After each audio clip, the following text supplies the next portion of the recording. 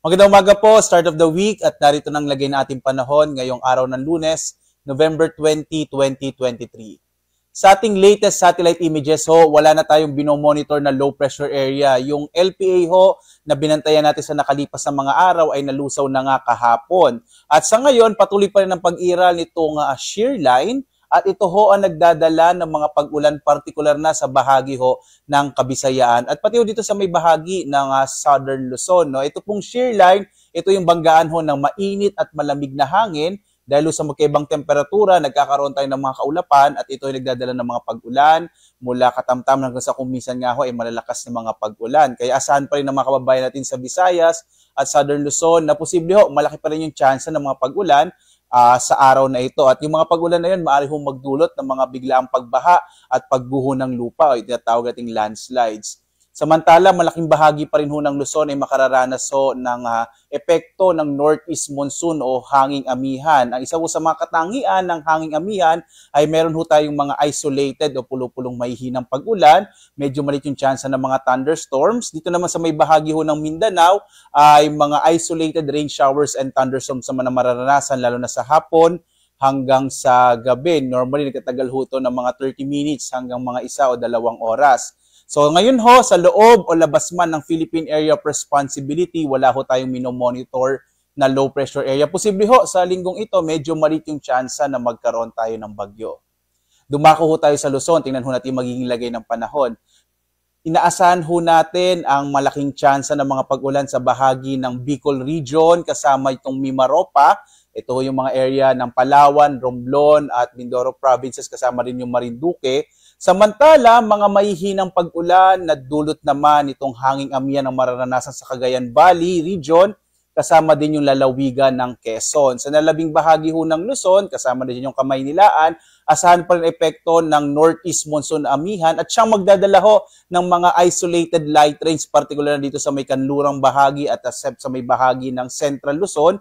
At kasama ho yung Kamaynilaan, asahan pa rin yung mga isolated light rains. Yung agwat nga ng temperatura natin sa Lawag, 20 to 31 degrees Celsius. Sa Baguio, 14 to 23 degrees Celsius. Sa Tuguegarao, nasa 21 to 28 degrees Celsius. Habang sa Kamaynilaan, 24 to 31 degrees Celsius. Sa bahagi ng Tagaytay, 22 to 29 degrees Celsius. Dito ho, sa may Legazpi, sa bahagi ng Bicol, hanggang 29 degrees Celsius. Sa Kalayaan Islands, 26 to 31 degrees Celsius. Habang sa Puerto Princesa, hanggang 31 degrees Celsius.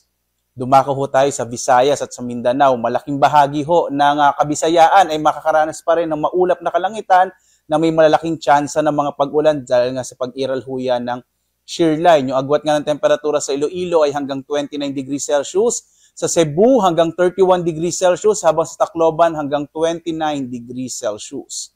Samantala ho, dito sa may bahagi ng Caraga at gayon din sa Northern Mindanao, asahan din ang malaking tsansa ng mga pag-ulan dahil nga nakaka-apekto din ang shear line sa may bahagi ho ng northern part ng Mindanao.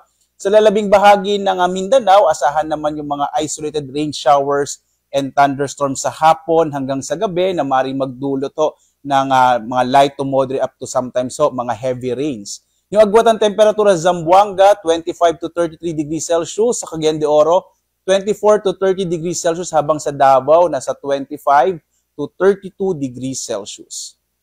Sa ngayon ho, may nakataas pa rin tayo na gale warning. Ito ho yung mga lugar kung saan may nakataas ho tayo na babala tungkol ho sa malalakas sa pag-alon ng karagatan. Mula po yung kasama dyan yung area ng Batanes, Ilocos Norte, Ilocos Sur, Cagayan, Isabela, Aurora. Ito kasama ho yung Kalayaan Islands. Gayon din sa Northern Quezon kasama yung Polillo Islands, Calaguas Islands, Rapu-Rapu sa Albay.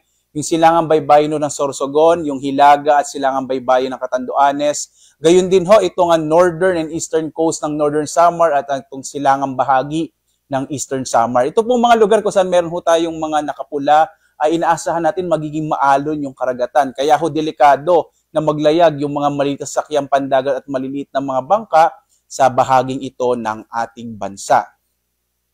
Samantala ho, narito maging lagay ng panahon sa mga susunod na araw. Makikita ho natin sa Kamaynilaan at sa Baguio, magpapatuloy yung epekto ng northeast monsoon o amihan, kaya asahan pa rin yung mga isolated light rains, habang shear line pa rin na magpapaulan sa bahagi ng Legazpi at Metro Cebu sa mga susunod na araw, habang sa Metro Davao, ang mararanasan ho yung mga isolated rain showers and thunderstorms. Sa Kamaynilaan, yung agwat ho ng temperatura natin ay mula 24 to 32 degrees Celsius.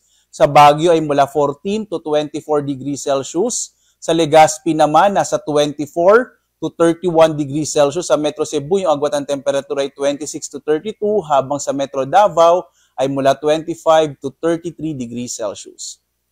Yung araw ho natin ay sisikat mamayang 5:59 ng umaga at lulubog ganap na 5:24 ng hapon. Sundan pa rin tayo sa ating iba't ibang mga social media platforms para sa latest update sa lagay ng ating panahon, gayon din sa lagay ng ating klima. Maaari tayong pumunta sa ating website pag-asa.doc.gov.ph, mag-subscribe or mag-like ho, mag-follow sa X, sa Facebook at sa YouTube. At live po na nagbibigay ng update mula dito sa Pag-asa Weather Forecasting Center. Ako si Obet Badrina. Maghanda po tayo lagi para sa ligtas na Pilipinas. Maraming salamat po.